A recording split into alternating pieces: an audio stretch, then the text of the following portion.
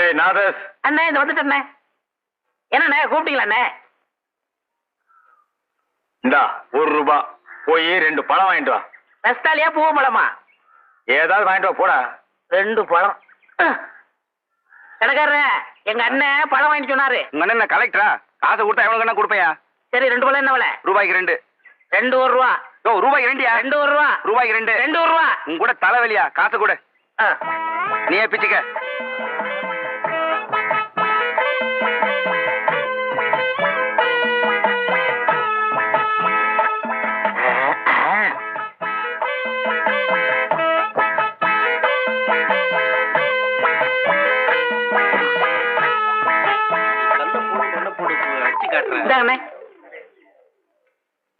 என்ன இது பழம்?